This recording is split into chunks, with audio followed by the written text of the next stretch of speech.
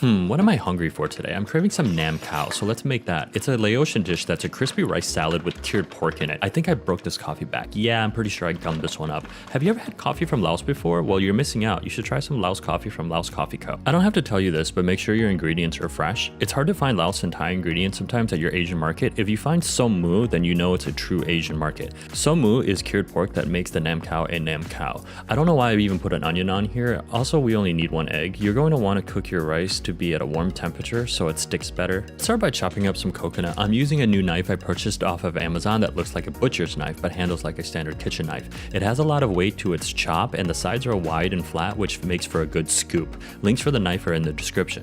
I forgot to put coconut into the first batch, but remember to put into the second batch. Chop your som mu into smaller parts to break it up all easier. Depending on the size you want in each bite, it's up to you. I tend to go for the bite size because I like to make little salad wraps that you can eat with your fingers. Som mu is cured pork. I've been eating it since I was a child and just noticed on the wrapper that it says cook before serving. I believe that this is just a cover your ass move by the company. If it's cured properly, it's fine. You don't have to put the 1 tablespoon of chili garlic in your mix, but I like the taste of it in my rice. Add your ½ cup of chopped coconut now, 1 tablespoon of sugar to give it a little bit of a sweet taste with the coconut. Then add your 1/4 teaspoon of garlic and onion powder. In this batch, I didn't have any onion powder. 2 teaspoons of salt for more flavor, ½ teaspoon of paprika, 1 egg yolk for some moisture to help bond with the rice. I have egg handling skills, as you can see here.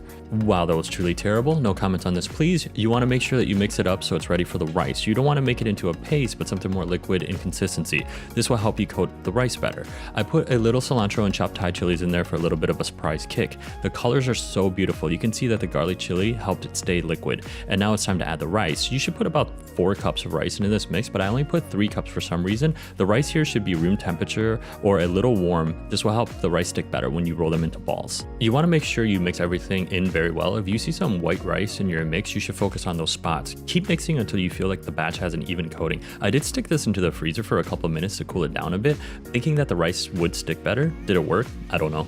Separate the rice into even parts to get them ready to be rolled into balls. I don't really know the size of the balls that you should make them into, but it seems like a little smaller than a baseball works just fine. If you put cooking oil on your hands, it makes it 100 times easier to make the balls. This will stop some of the rice from sticking to your hands.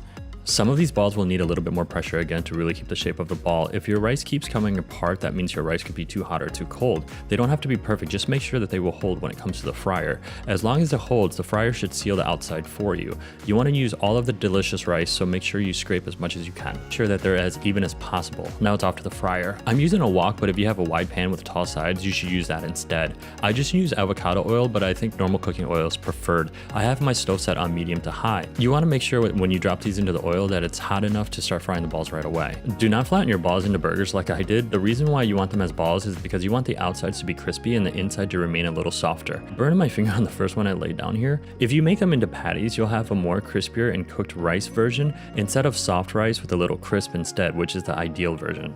So I ended up cooking these for far too long on the first side. I started with 8 minutes, which I should have done for only 5 minutes. We want a golden brown, not a black color. The black parts we'll have to remove since it's too hard to eat and it has a burnt flavor. Some of the harder, crispier parts can be saved. They will soften up when you add the lime juice and the fish sauce later. After I flipped them, I wanted to make sure this time it doesn't sit and burn, so I shook the pan back and forth a bit. This allowed for some of the oil to coat the whole ball. This is why a wide pan with tall sides would have worked better, because I believe that these balls are supposed to be submerged in the oil to fry evenly. Put some paper towels on a wide plate. If you don't have a frying tray to set them on, this will work just fine. You're going to want to get as much oil out as you can before you put them on the plate. Here you can see there's a lot of black, but it's only on one side, so we can salvage a lot of these by breaking away some of the overcooked bits. You should taste parts of it to see if you don't mind some of the overcooked parts. It will take some practice for you to fry these perfectly. The second batch that we did turned out just perfect with the balance of soft and crispy rice. Get all of your fried rice balls into a bowl big enough to mix in. You want to add some lime juice and some fish sauce. Stir this all in and mix it up to taste, because you can always add more, but you can't remove it. Yeah, I know I should be using fresh limes, but you have to use what you have sometimes. Make sure you mix it up very well every time you add more though. You don't want to over fish sauce your nam khao. I baked the som mu at 300 degrees for 5 minutes. You don't have to though, since it's already cured pork. The taste to me is sort of the same, but the lime juice with the unbaked cured pork is so good. So mix it all up. Taste it again. If it's still bland, you can add more lime juice and fish sauce. I love chopped scallions in this dish, so I put a handful in. I am not an expert chopper with a knife, but I'm learning. So I put in a bunch of cilantro as well. Make sure you always use fresh cilantro. Do not use old cilantro. Next, it's time to put some Thai chilies to spice it up a little. Mix everything together. Again, taste and add more lime and fish sauce if necessary. You can see it start to come together, and the taste is like nothing that you've experienced before. The colors of this dish and the freshness is why it's one of my all-time favorites. You want to make sure that you have fresh lettuce on the side. I like to use long lettuce leaves and not iceberg lettuce. You eat this with fresh cilantro on the side that I keep all the stems on. I chop some fresh scallions and fresh Thai peppers as toppers.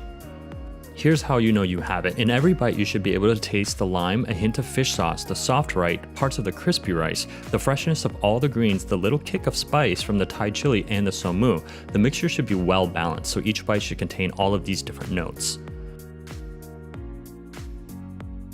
I normally eat my nam khao like finger food and not large wraps. I make these little small bite-sized wraps instead. I take my lettuce and I put a good amount of nam khao on it, and I put some cilantro on top, then I put my scallions and peppers as toppings, and then I have my little nam khao bite, one of my favorite dishes from my country of Laos.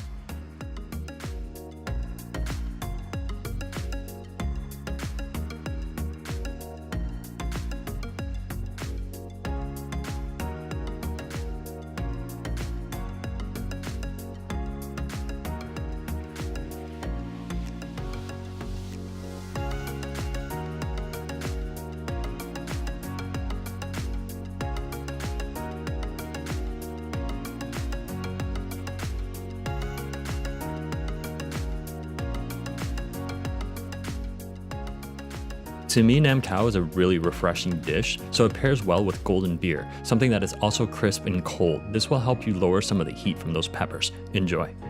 Thanks for watching this how to make nam khao in a cheeky way video. Please subscribe for more videos, hit that like button, and leave a comment if you have any questions about the dish. I will be posting more dishes that I love in the future that I will try to attempt to cook.